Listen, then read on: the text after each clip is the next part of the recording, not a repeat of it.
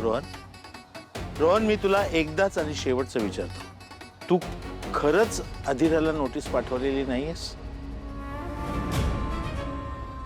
बाबा, तुमची शपथ घेऊन सांगतो, मी कोणतीच नोटीस पाठवली नव्हती.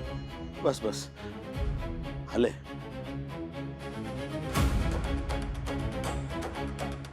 आले माझ्या लक्षात, सगळं सगळं लक्षात येतंय माझ्या. हे सगळं हिनेच केलं असणार.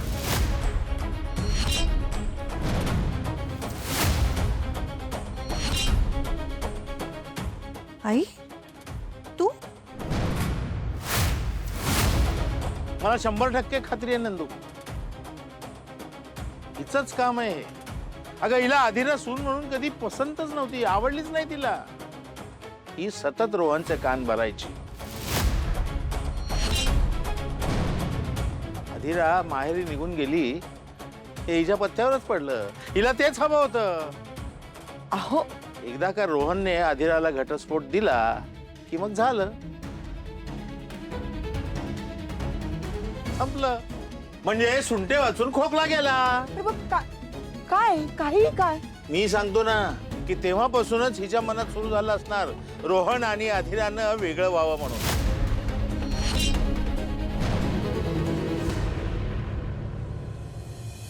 आई, तू तू मला मगाशी हेच सुचवत होतीस ना?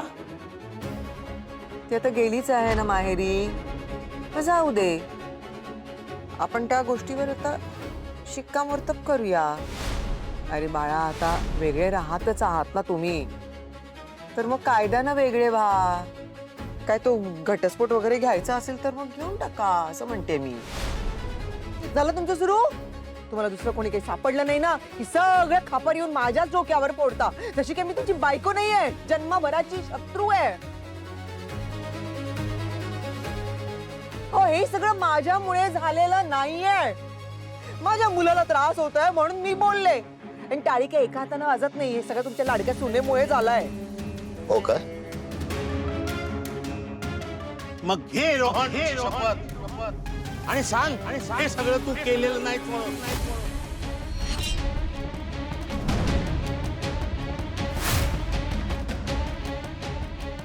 अरे काय बोलताय तुम्ही? सकाळपासून मी तुमच्या डोळ्यासमोर आहे. मी कुठे गेले नोटीस पाठवायला? काय बोलताय? नाही काय केलंस ना? नाही. मग घे ना डोक्यावर हात ठेवून शपथ आणि सांग मी हे केलेलं नाही. घे शपथ.